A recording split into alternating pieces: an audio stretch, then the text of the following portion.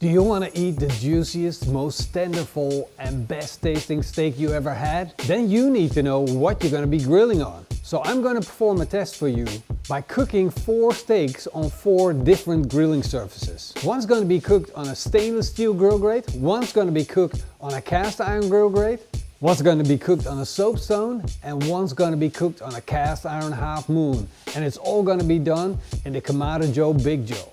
The stainless steel grill grate didn't pick up any sear marks, and the level of caramelization on the meat is not that great. It did pick up a little bit of flavor from grilling over charcoal. The cast iron grill grate created a lot of sear marks and caramelized the meat in a great way.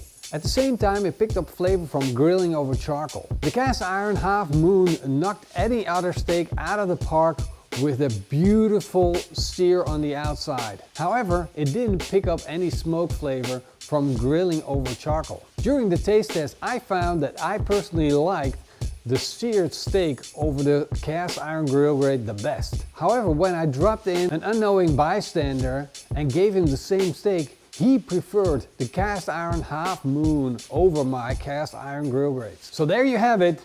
It comes down to personal preference, but the cast iron does an amazing job, that's for sure.